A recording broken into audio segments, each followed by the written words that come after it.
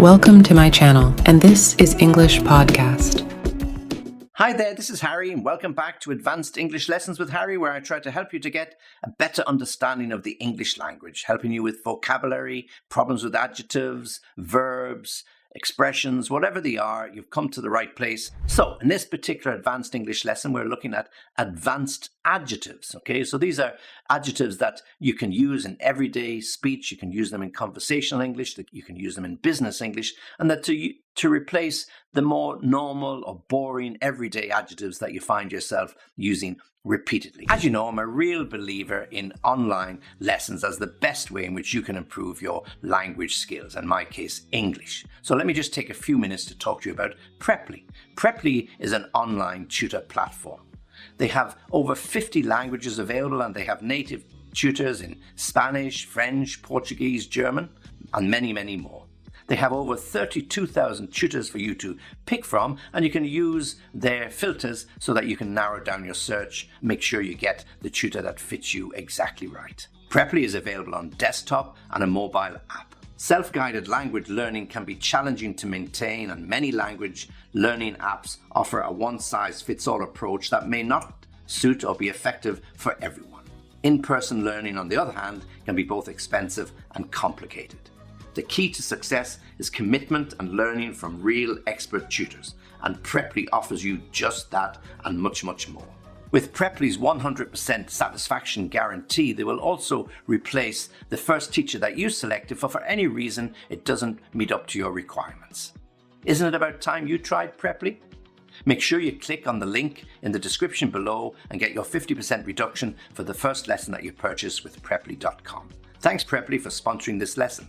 Okay, so let's crack on with the lesson today. As we said, advanced English lesson, all to do with advanced adjectives, and we have 20 in total. Okay, let's go through them one by one.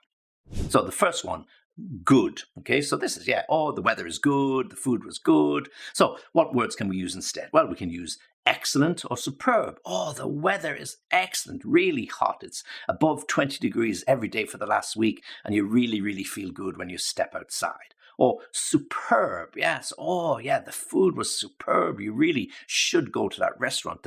I've never tasted better. So good, excellent, or superb. For example, the concert was excellent, with the musicians delivering a flawless performance. The concert was excellent, with the musicians delivering a flawless performance. The chef's cooking was superb, with each dish perfectly seasoned and beautifully presented. So the chef's cooking was superb, with each dish perfectly seasoned and beautifully presented. So there you've got examples of good, ordinary adjective, and you can replace it with excellent or superb, and you've got examples as to how you can use both of those. So let's take the second one, number 2, bad. And the two alternatives that I have for you are terrible and atrocious. So just be careful with the pronunciation of that. Terrible, easy, but atrocious, okay? Just to make sure you get the right stress, atrocious. So we often use bad and terrible and atrocious when we're talking about the weather. So let me give you an example. The weather today is bad. So that's the basic use of the adjective. The weather today is bad. The food at the restaurant was terrible, and the service was even worse. So you go to that restaurant and it was a big mistake. The food at the restaurant was terrible and the service was even worse. Now, if we use atrocious, it brings it up a level and it means shockingly bad or cruel or really, really terrible. Okay, so for example, the conditions in the prison were atrocious, with inmates living in inhumane conditions. The conditions in the prison were atrocious, with inmates living in inhumane conditions. So atrocious and terrible, two alternatives to the adjective bad. Number 3, happy. So ordinary adjective, happy, a happy person, a happy smile. Okay, and two alternative words, joyful and ecstatic. Joyful, ecstatic. I'm happy to see you. Very basic. I'm happy to see you. Joyful means a feeling of great happiness or delight. The children were joyful as they opened their Christmas presents. The children were joyful as they opened their Christmas presents. And ecstatic, the example of this would be winning the championship for the team left them feeling ecstatic with joy. Okay, so winning the championship for the team left them feeling ecstatic with joy. Okay, so 2 words, ecstatic, joyful to replace happy. Remember to click on the link in the description below to make sure that you get the 50% reduction in the first lesson that you purchase with Preply.com.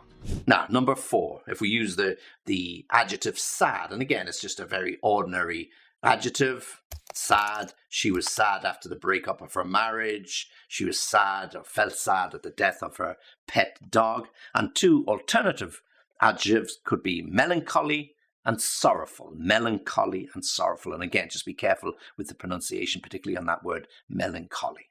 Melancholy, a feeling of sadness or pensive thoughtfulness, so something deep in thought. Let me give you an example. The melancholy song brought back memories of a lost love and left her feeling blue. So therefore paints the picture that somebody really had a lost love many, many years or decades ago. And when she heard this song, it brought back all those unhappy memories. The melancholy song brought back memories of a lost love and left her feeling blue. And then sorrowful.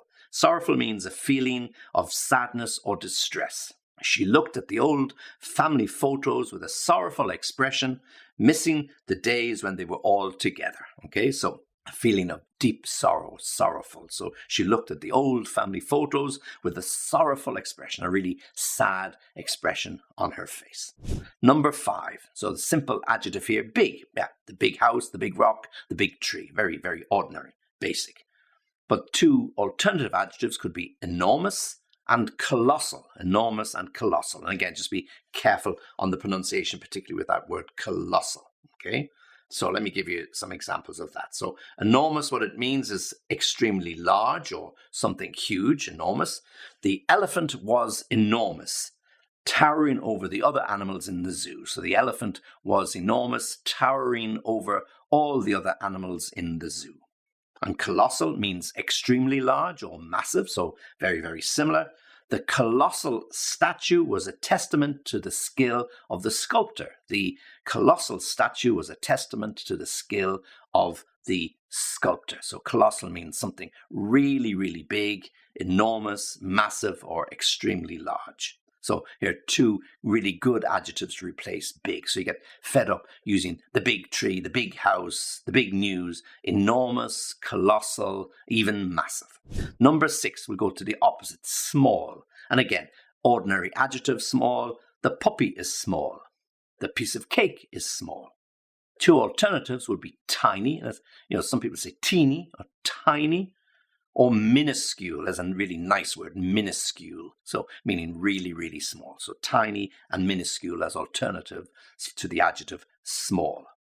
For example, the tiny kitten could fit in the palm of my hand. The tiny kitten could fit in the palm of my hand.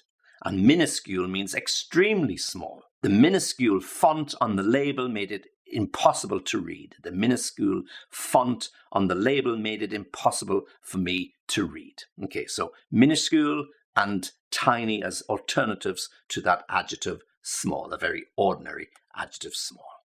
Number 7, fast. So here we're talking about speed, fast. And 2 alternatives would be rapid and swift. Rapid and swift. So the basic adjective fast, he's a fast runner. He drives a fast car, yeah, okay? And if we look at rapid, rapid means something that happens or moves very quickly or at a fast pace. The train moved at a rapid speed, rushing through the countryside. The train moved at a rapid speed, rushing through the countryside. So you get this feeling of choo-choo-choo as the train bombs through the countryside, chug-a-chug, chug-a-chug, chug-a-chug, flying along, okay? And then when we talk about swift, which is the other word for fast, this is something that is moving or happening very quickly or promptly. The swift actions of the paramedics saved his life. The swift actions of the paramedics saved his life. Okay, so swift and rapid alternatives to fast. And then the opposite of fast is slow. So this is number 8, slow. And 2 alternatives that we have for slow are sluggish and lethargic. Nice adjectives, sluggish and lethargic. Now, if we just take slow, we can say the traffic is slow. the traffic is slow today or very slow. So it's a very ordinary or basic adjective. Sluggish means something lacking energy or something slow to respond. So you can be sluggish if you get up in the morning and you've been tired from the day before, it's very warm, you might be feeling a little bit sluggish, a little bit slow. The students were sluggish after lunch, struggling to stay awake for the whole of the lesson. So the students were sluggish after lunch, struggling to stay awake for the rest or during the lesson or the lecture.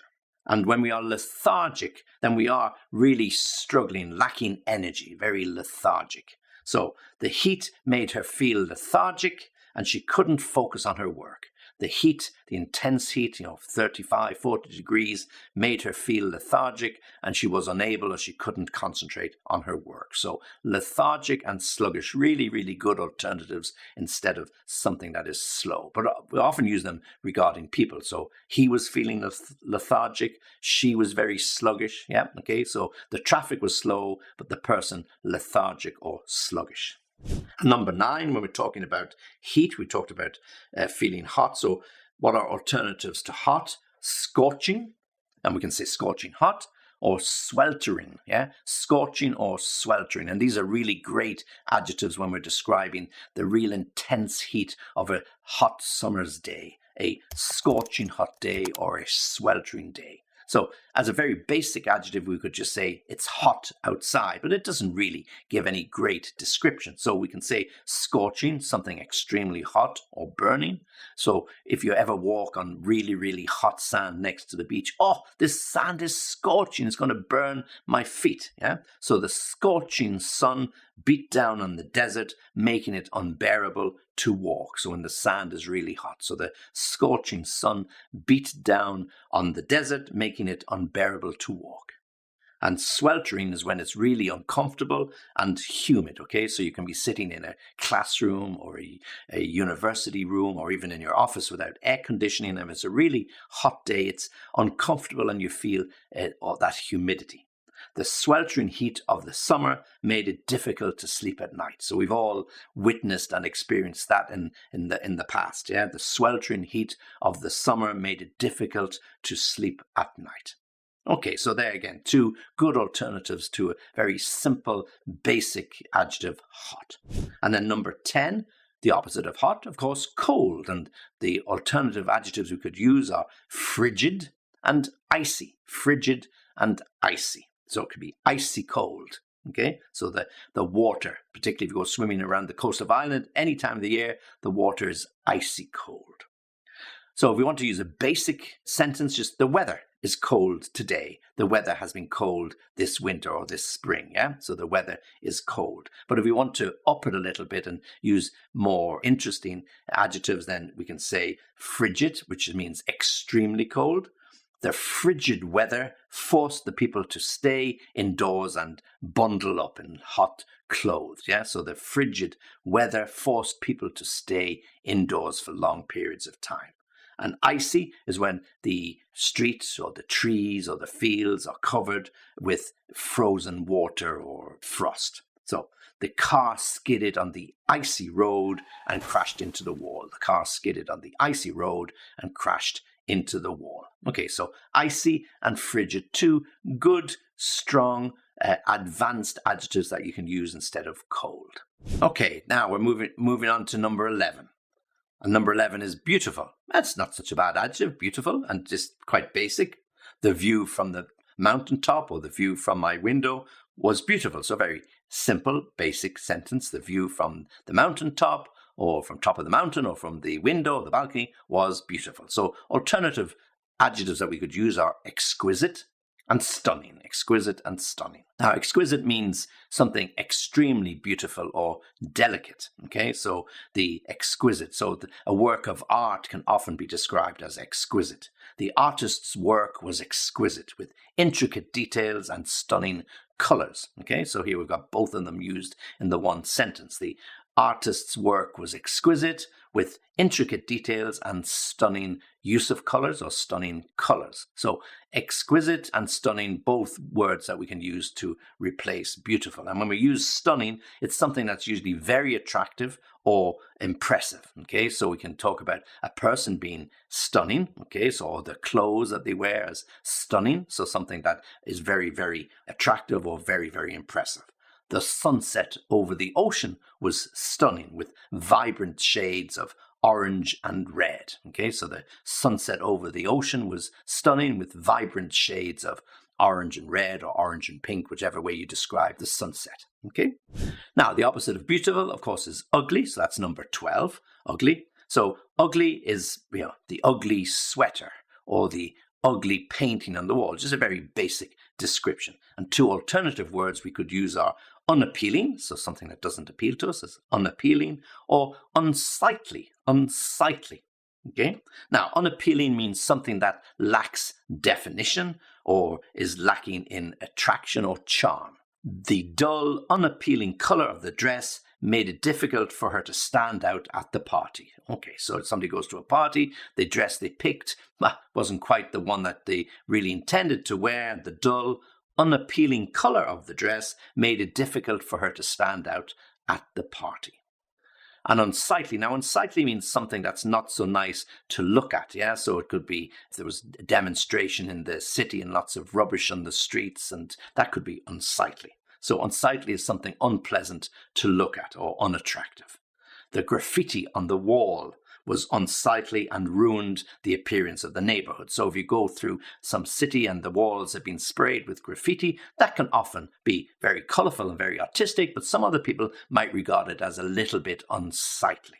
Okay, and if there are, as I said, demonstrations in the streets or protests and people stop collecting rubbish, well, then that piled up on the streets, that can also be very unsightly. So rather than saying ugly, we can use unsightly or unappealing to the eye, unappealing or unsightly.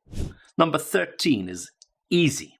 Okay, now, simple basic sentence, that was an easy task, that was an easy exam, that was an easy question. And two words as alternatives could be effortless or untroublesome. So effortless or untroublesome as replacements for easy. Effortless, something that you do with ease or without exertion. So you don't have to exert yourself, you do it with ease. This is a good definition of effortless. She made the difficult task look effortless with her natural talent. She made the difficult task seem effortless with her natural talent.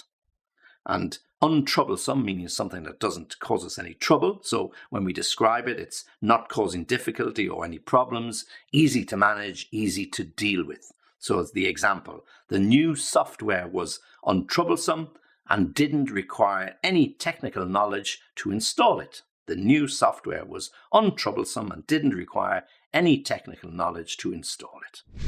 Okay, now let's move on to number 14.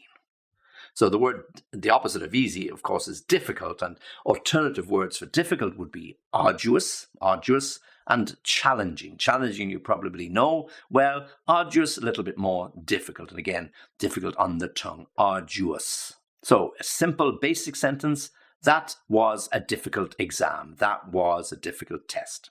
So arduous means you have to, or it involves great effort or difficulty. Great effort or difficulty. Climbing to the top of the mountain was an arduous task, but the view from the summit was well worth it. Okay, so climbing to the top of the mountain was an arduous task, but the view from the summit was well worth it. And then challenging as the alternative word for difficult. Challenging means something that tests your abilities or skills. For example, the math problem on the test was challenging, but the students were determined to solve them. The math test or the maths problems on the test were challenging, but the students were determined to solve them. Okay, so difficult, challenging, arduous. And again, practice that pronunciation. Arduous. Number 15, like me, feeling a little bit old. And the basic word here, that's an old car, that's an old man. Very basic. But if you wanted two alternatives, you can use ancient or antiquated. Ancient or antiquated. And antique comes from antiquated. So ancient means belonging to the very distant past, okay? So ancient times, ancient history. The ancient civilization of the Mayans left behind many impressive ruins. The ancient civilizations left behind many impressive ruins. And when we use antiquated, it's something that is very outdated or old-fashioned. So you can have an antiquated equipment or antiquated technology. Okay, so the antiquated machinery of the factory was no longer efficient and had to be replaced. The antiquated machinery of the factory was no longer efficient and had to be replaced. So if we want to replace old with ancient, something from bygone years, ancient, or antiquated, really old-fashioned and out of date. 16 is new, okay, so the opposite of old is new. So if we want to look at a very basic sentence for new, that's a new gadget, that's a new dress, that's a new car, whatever it might be. And if we're looking for two alternative words, novel and innovative. Novel and innovative. Novel means something new or original, okay? Her novel approach to problem solving was greatly appreciated by her bosses. Her novel approach to problem solving was greatly appreciated by her bosses. Novel meaning new. And then if we use innovative, it's about introducing a new way of doing things or a creative ideas, different ways to do something, something that you hadn't tried before, innovative. The company is known for its innovative products that have revolutionized the industry. So the company is known for its innovative products that have revolutionized the industry. Number 17. Clean, okay? So simple, the house is clean, the shoes are clean, the kids are clean. But if we want alternatives, pristine, pristine, and immaculate, immaculate, pristine and immaculate. So really good adjectives that you can use instead of clean, pristine and immaculate. Now, pristine means usually in perfect condition or untouched or unspoiled, pristine. So the car, when it was cleaned and polished, was in pristine condition. Even though it might have been 20 years old, it was really, really clean and shining, pristine. The beach was pristine with clear blue water and white golden sand. Immaculate, again, something that is absolutely perfectly clean and you couldn't pick fault with it. There are no flaws at all, immaculate. The house is pristine and in immaculate condition. Anybody would be delighted to live in it or even to buy it. Okay, so the house was presented in pristine and immaculate condition. You could eat off the floor. You could eat off the floor. Pristine and immaculate. So really good words to describe something clean, but a nice way to describe it. Now, the opposite of clean, of course, is dirty. So this is number 18. And alternative words for dirty would be filthy. And we often use those two together. Filthy, dirty, when you really want to describe something really, really dirty. Oh, it's filthy dirty in there. I wouldn't go in there. Filthy dirty. And the other one, grimy. Yeah, so something grimy is dirty, like a really dirty oven that hasn't been cleaned for many, many months. So we can just simply say in the basic language, a dirty shirt. So it describes that the shirt isn't fresh and it isn't clean, it's dirty. But if we use filthy, it's extreme, extremely dirty, covered with filth, or in a state that you just couldn't wear it, or it's unsanitary. Yeah, okay. So the kitchen was filthy after the party and it took him 2 days to clean it. So the kitchen was filthy, or you could even say filthy dirty after the party and it took him 2 days to clean it. After working in the garage all day, his clothes were grimy and covered in grease. So after working in the garage all day, his clothes were grimy and covered in grease or oil. Okay? So dirty, filthy or filthy dirty, how we use them together, and grimy. So something grimy and something dirty or filthy dirty. Okay, number 19. So we only got 2 to go. Number 19, bright. Okay, so the sun is bright today with a very simple expression, or the lights are bright. Yeah, so something that makes it's easy to see, bright. But if you want alternative adjectives, we could use radiant. Okay, radiant and gleaming. Okay, radiant and gleaming. So those adjectives sort of give you a much better description of how something looks. Radiant. So radiant means shining brightly, okay, giving off a very bright, glowing light. The sun was radiant as it rose over the horizon. The sun was radiant as it rose over the horizon, filling the sky with a bright orange glow. Okay, so wonderful picture. So the sun was radiant as it rose over the horizon, filling the sky with a brilliant orange glow. So radiant. Oh, somebody could look radiant, in a beautiful dress, beautiful coat, hair perfect. So, oh, she looks radiant. So really, really beautiful. And then gleaming. Gleaming means, again, shining brightly with reflecting the light. Okay, so a polished car could be gleaming. So I want that car gleaming bright when I come back. So I want you to wash and polish it because I'm going to sell it next week and it really has to look its best. Okay, now the last one, number 20, which of course is the opposite of bright. You've got the idea now, and that is dark. Okay, and the two words that we could use instead of dark are dim and somber. Yeah, dim and somber. Okay, so just be careful again with the pronunciation on somber.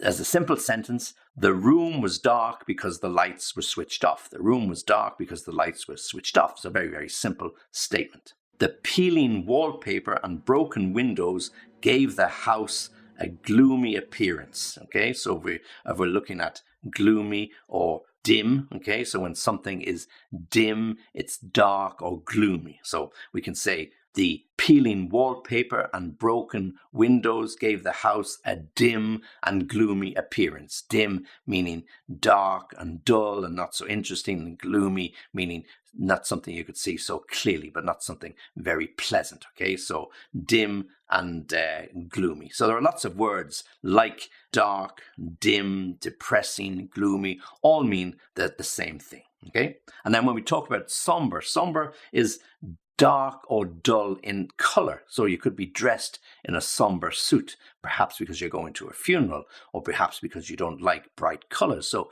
it's not necessarily gloomy, but they are dark and somber. So often a somber appearance when somebody's going to a funeral because it's a sad occasion. So the somber sky indicated that a storm was coming. So perhaps the sky, when you look at it, is dull and dark and there's a storm on its way. So the somber sky indicated that a storm was on its way. So when we talk about dark, we can talk about dim or gloomy, as I said, or somber. Okay, so somber can often refer to clothes or the style of clothes that somebody wears, whereas dim often refers to the light or the lack of light in a particular room, or where the painting and decoration, as I used in my example, the broken windows and the wallpaper peeling off the walls, give the room a gloomy, dim look, not so pleasant, not something that you'd like to rent. Okay, so there you have 20 different ordinary or basic adjectives, and in each of the examples I've given you